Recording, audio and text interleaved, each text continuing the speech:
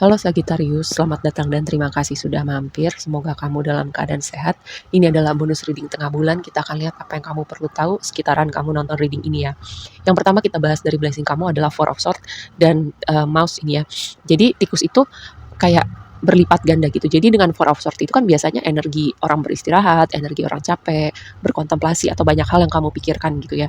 Um, Mungkin gini, dengan Four of Swords jadi blessing kamu, pertama kamu mikirin banyak strategi atau mikirin cara tertentu kayak membuat keputusan atau action apa yang perlu kamu lakukan setelah ini, situasi ini kamu harus bagaimana, karena ini proses berpikir yang sangat banyak gitu ya. Terus strategi kamu, pemikiran kamu itu membawa output di mana hasilnya itu kayak teramplifikasi berlipat ganda atau membawa benefit buat kamu gitu. Kayak berlipat ganda misalnya hasil hasil pekerjaan kamu dalam bentuk finansial, kayak customer kamu bertambah banyak, hal-hal semacam itu ya. Jadi kayak ada sesuatu yang teramplifikasi. Lalu yang berikutnya adalah kayak mengambil waktu sendiri atau memang butuh waktu untuk memulihkan diri gitu ya. Jadi kayak blessing-nya adalah untuk mungkin kamu dapat inspirasi atau bisa bisa kembali gitu dengan versi diri kamu yang udah terpulihkan ya, atau versi diri kamu yang udah berbeda setelah kamu banyak mengambil waktu sendiri atau kayak semacam energi hermit gitu. Jadi ada yang berbeda dengan diri kamu. Lalu kita bahas, kita pakai past, present, future. Di waktu lampau ada hubungan tertentu atau orang tertentu ya, di mana hubungan ini sepertinya memang kamu perlu ketemu orang ini. Ini sebenarnya kayak bisa hubungan romantis, bisa juga hubungan lain gitu. Semacam orang ini adalah katalis untuk kamu, untuk jadi kayak pertemuan kamu dengan orang ini semacam untuk mengajari kamu tentang pelajaran jiwa tertentu gitu ya. Mungkin di waktu itu dia men-trigger rasa aman kamu, men-trigger rasa percaya kamu, rasa insecure kamu, kayak hal-hal semacam itu. Jadi dengan pertemuan dengan orang ini, bisa jadi ini orang yang masih ada di hidup kamu, bisa juga enggak. Tapi yang jelas orang ini adalah semacam kunci pembuka ya untuk kamu masuk lebih jauh gitu dengan proses pemulihan diri kamu.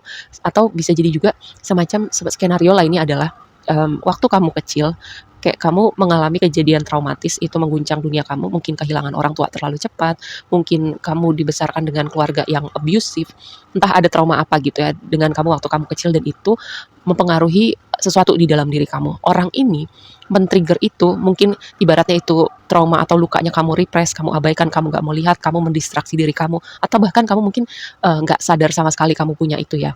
Kadang di satu titik, setahu aku, kadang di satu titik hidup kita ketika sesuatu traumatis bisa jadi ingatan kita hilang tentang situasi itu. Cuman tubuh kita ini selalu menyimpan memori. Makanya kadang hubungan-hubungan menyakitkan situasi tertentu itu membantu kita untuk lebih aware, oh bahwa masih ada loh sesuatu yang masih apa ya, mengganjal di dalam diri kita. Itu cara semesta memulihkan diri kamu supaya apa? Energi di dalam diri kamu tuh bisa terkalibrasi gitu, dan kamu nggak membawa sesuatu yang bikin energi kamu berat. Lalu skenario berikutnya adalah mungkin variabel anak signifikan di waktu lampau ya, entah ini berbicara pengalaman masih kecil kamu atau rumah tangga, terus variabel anak itu anak kamu atau anak kakak kamu, adik kamu, sesuatu yang signifikan terjadi pada anak ini, oke?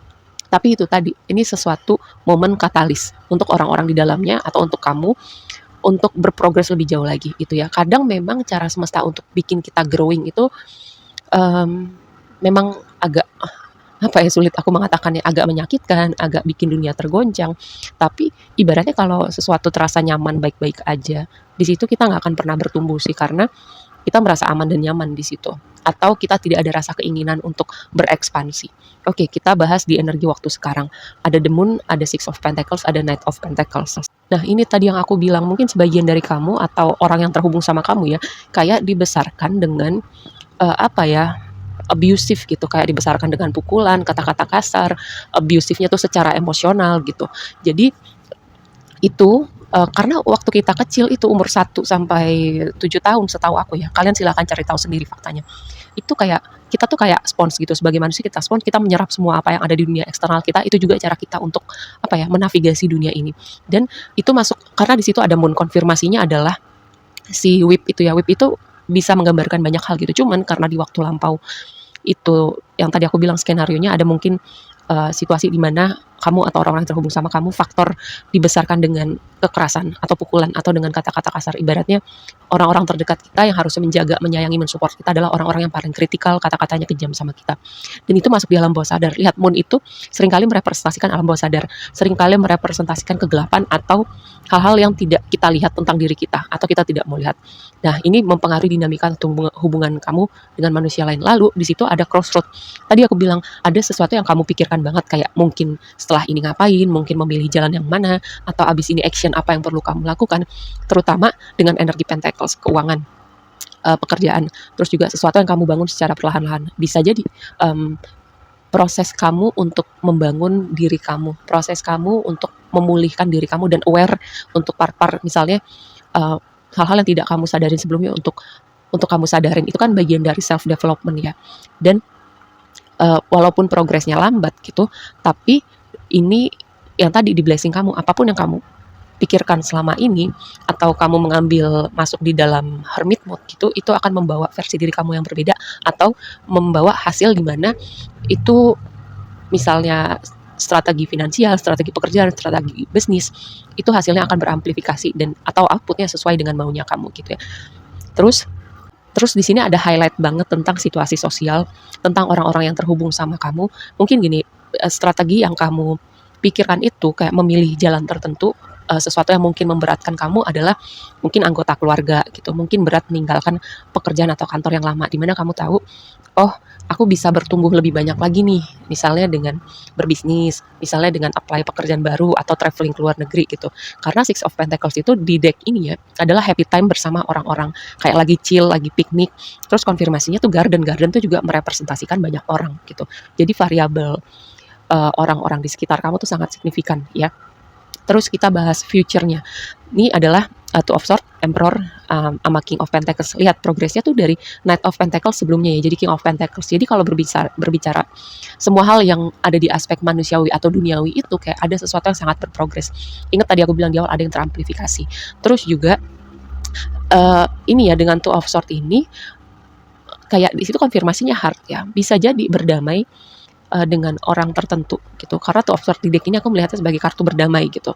Terus juga kayak bisa membuat pilihan yang membuat hati kamu senang. Karena tuh angka 2 itu selalu ada faktor pilihan. Di sini energi pilihannya kuat banget dan sepertinya kamu cukup lama memikirkan tentang hal ini ya sampai Four of Swords itu posisinya ada di blessing kamu gitu. Energi kontemplasinya cukup lama tuh. Yang tadi berdamai dengan situasi yang terjadi di waktu lampau atau situasinya mungkin berhubungan dengan hubungan romantis ya. Atau akhirnya kamu memilih sesuatu ya dengan berani dan itu membawa output yang menyenangkan untuk hati kamu atau kamu akhirnya mengikuti gitu, memilih tapi kamu mengikuti apa yang hati kamu bilang gitu. Untuk apa nih ke depannya setelah ini mau ngapain gitu, kamu dengerin hati kamu.